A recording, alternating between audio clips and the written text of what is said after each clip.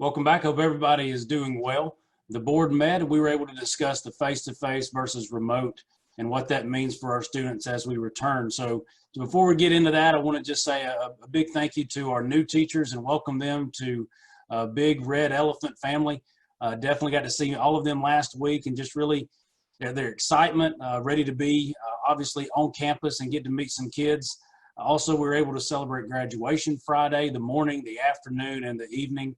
Class of about 460 or so, and we had around 400 show up and walk across the stage, get to spend time with their families, and just big kudos to Gainesville High School for being able to pull that off.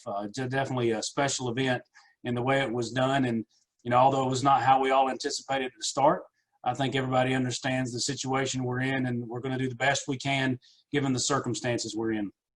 One thing I shared with the board was that our goal is to be face-to-face. Whatever that looks like, the safety procedures we put into place, we know that there are some that are rocking and rolling really well, and there are some that need a little more work. But I feel like as we welcome you back, it's a Gainesville and the school year. I know you're excited to see each other. I know you want to go hugs, but let's do some air hugs. Let's do some fist bumps from a distance. Welcome everybody from a distance. The last thing we need is some of our staff going out where we got to just push things off further and further and further. So the first thing you can do is just look out for yourself, look out for each other.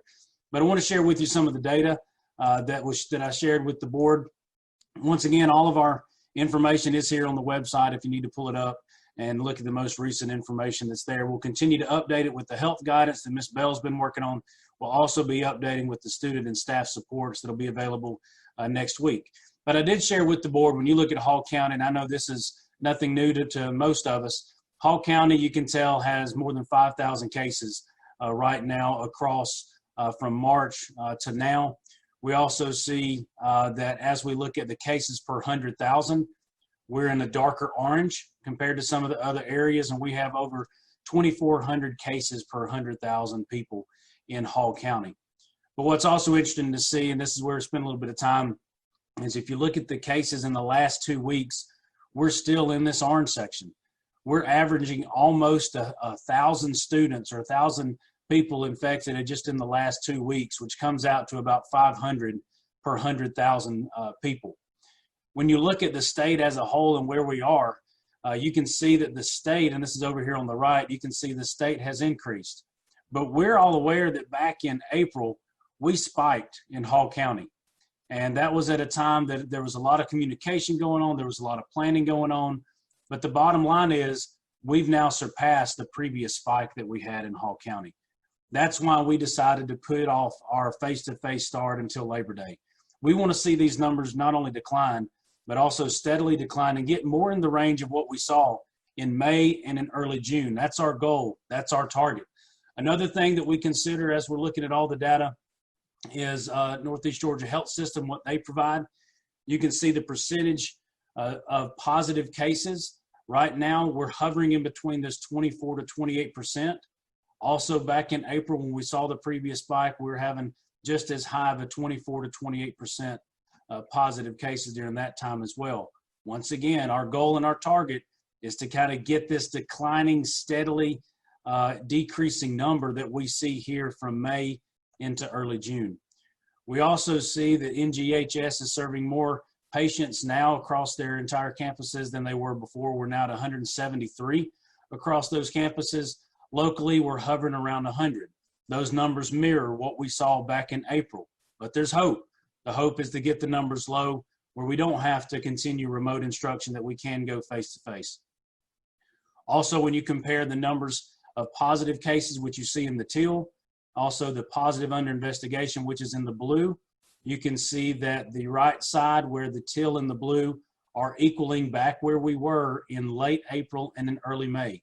We want to reverse that trend. We want to be able to change some things within our habits so that when we do welcome students and families back, that it is a safe environment. And so we did make adjustments to the calendar. First of all, we realized that 2.5 weeks still is probably not enough time to really plan as much as we need to plan and get things going. But we did extend pre-planning for a total of 2.5 weeks. We have 8 days of those that are traditional pre-planning days, plus then a week of open house. But then you see on August the 17th, instead of students coming face-to-face, we have 3 weeks of remote instruction. What we'll be focusing our time on during pre-planning is pretty straightforward, and it's the fact that our students need to get a nice introduction to the grade level of the content in which they're starting, but also we realize that remote instruction is better than no instruction. May not be what we expect with face-to-face, but we would have enough distractions and interruptions and anxieties that we're dealing with as a whole with face-to-face that we really need to start the ground running.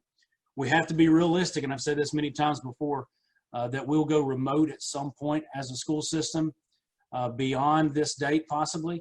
And so if we're already getting our students used and our families used to learning in that remote environment, the more successful we'll be if or when we have to go to that.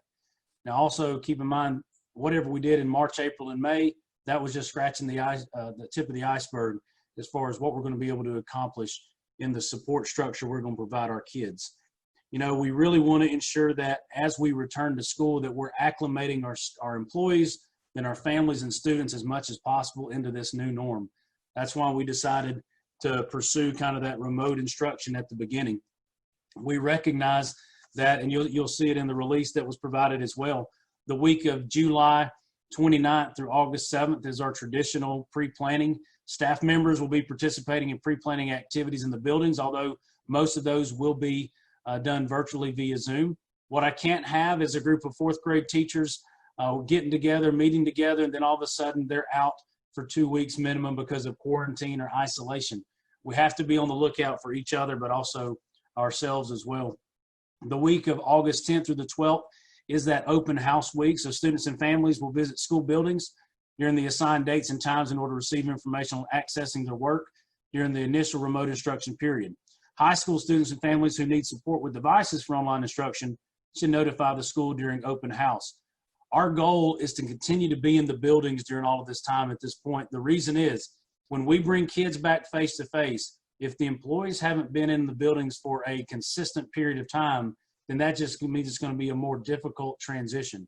And so by us getting back at the buildings, getting into a routine, will further give us the opportunity to have a successful acclimation for our students and our families as well. August the 17th through the 28th, students will be participating in remote instruction at home. Refer to the guidance that Ms. Bell sent regarding some sample schedules and what those live meetings will look like.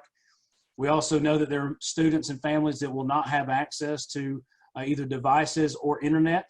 And so we'll be providing packets for them as well on our regular bus routes, including meals. High school students will be accessing their work online, and staff will continue to come into the buildings. August 31st through September the 4th, we are adding back what's really called a checkpoint week. So imagine the idea of open house when you're setting that expectation, meeting with the families. Over that 3-week period, we're going to identify the learning gaps. We're going to build those relationships, really going to just set the expectation for the school year. So on the 31st through the 4th, we're revisiting with those families. We're having them either come back in or visit via Zoom so that when we do return on August 8th, we can hit the ground running with what we want to accomplish. So I just want to encourage everybody that as we shift gears a little bit and start remotely versus face-to-face, our focus is to ensure that our kids don't miss a beat educationally. We still have a little bit of work to do on the remote side as far as teacher planning, and your principals will be going through that with you. But also just know that we want to support you the best we can. That also means that as we go into pre-planning in some of these other weeks, if we have remote instruction, we anticipate you bringing your personal children. My children have been here from time to time throughout the summer, but also it's been my responsibility as a father to ensure that they are following the guidelines that we've set forth here at the board office, and I know you will be doing that with your staff as well. So there's a lot to digest. We're excited that you're back. We're excited everybody is able to see each other. Let's get the focus going in the right direction. Let's support each other so that we can support our families and kids as we start off remotely, but ultimately we have that expectation to start face-to-face on September the 8th. Welcome back, everybody. Have a great week and look forward to seeing you around. Thank you.